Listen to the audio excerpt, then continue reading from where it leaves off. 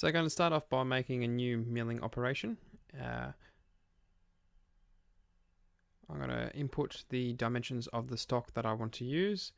In this case, I have 2 mils extra on the X and Y plane, and on the Z plane I added 4 mils extra just in case for cutting. I then go to the coordinate system, and then I have to select the face. In this case it's the whole product. Then I go to make a new tool. So the first tool I make is I start with a 12.5 mil milling tool for the larger area that needs to be milled. I save that tool.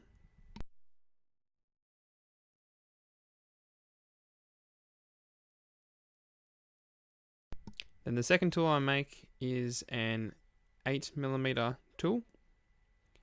As you can see there, the depths I've left the same.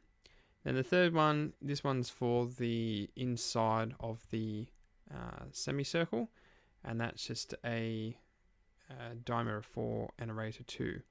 I then came back and changed the tool size of the first one from 12.5 to 10 mils so that I could use it for the drilling of the holes on either end, in order to save having to change a tool bit. So then I start with my first step and I create a 3D milling operation. I go to select the geometry that I want to first start to mill. In this case it's the top section between the two circles and above. The tool that I select is the first tool because I just want to get rid of the levels faster. I then set the level. I set the upper level of the Z axis to be 0. I then set the lower level to be the top surface of the part that's highlighted so that the milling bit can go down to that part. Then go to technology, rough, and I make it contour, and I'll leave all the settings as they were. After this I then calculate it to see what the tool route would be, to make sure it's correct. However, doing this I realized that it actually goes over the center section of the left circle, which is not what I wanted. So then I go back and just remove that from the part that needs to be cut.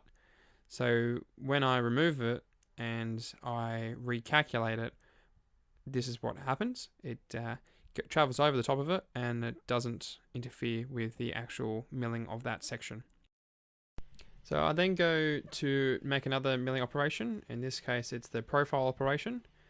The geometry that I select is then the bottom section. So this will remove the material between the part that was just done, and I'll take it down to the bottom section. So I click on the two parts that I want it to be between.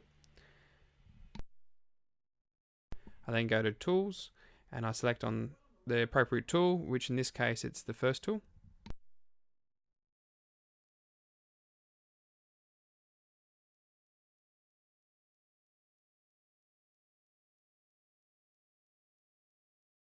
I then set the upper level to be where the last cut finished and the lower level to be the part that was highlighted, and the technology I set to the left hand side. On doing this though, I realized that the tool bit was on the wrong side of the line, so I go back and I change the tool side to be the right side, which after calculating it, it is correct. I then go back to the tool part table and I go into the second tool and I change it from 8mm diameter to a 5mm diameter. The reason for this is because the next section I wanted to make sure that the bit would be able to fit between the two spherical shapes and the wall around it. So then I go to setup and I make a new milling operation. In this case it's a 3D milling operation. I click on the working area and I click on the bottom section in the middle, and I click on the parts that I want to cut around. In this case it's the two circles that I want to cut around. I then go and select on the tool. In this case it was the second tool. The level, I select the upper level being the part that's highlighted, and the lower level I select as being the base part that needs to be cut down to. For the technology part in the rough, I select contour and I calculate this. Upon calculating, I realize that the bit is still too big and it can't fit between the small gap. So then I go back to the tool and I change it to something smaller. In this case, it's a 2mm diameter. I then recalculate the trajectory and notice that the tool bit can now fit between the small gap, which is exactly what I want, and I'm happy with that size. After this, I make a new milling operation. The milling operation I make is another 3D milling.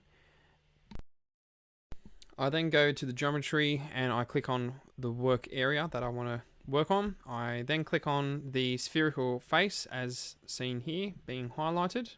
I accept that, and then I move on to the tool that I want to use to cut this part. The tool that I want to use is the third tool in order to get that round shape on the top of it. I set the upper level to be 4mm above the surface in order to ensure that I remove all the material necessary, and I set the lower level to be where the spherical part stops.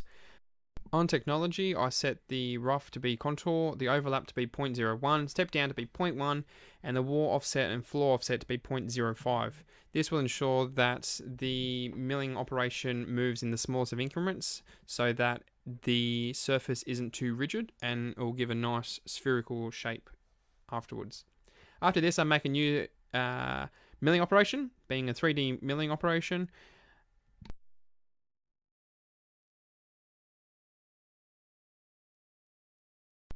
I define the working face that I want to use as being the inside of the spherical section. For the tool, I will use the third tool in order to make sure that the inside of it is all round.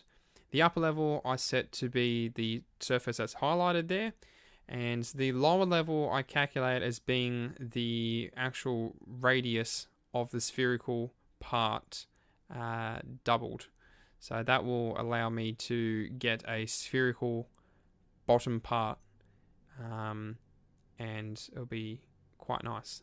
The contour is going to be the same as the last one. It's overlap of 0.01. A step down in this case is going to be 0.01 again. The wall offset and the floor offset is going to be 0.05. This will be the same as the last one. Slow process in order to get the rounded part, especially right at the bottom, so that you don't have any flat surfaces. And this is exactly what I was able to achieve. I make a new milling operation. In this case, it's the drilling operation for the 2 holes on either end. I then select the geometry that I want to drill to, which is the bottom line, as seen here.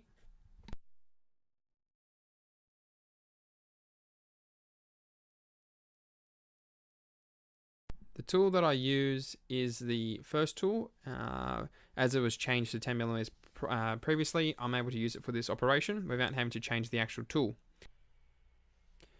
The drilling path is seen here from start to finish. We'll go from one hole to the next. And the overall path of the milling bits is seen here, where we'll perform all the operations necessary.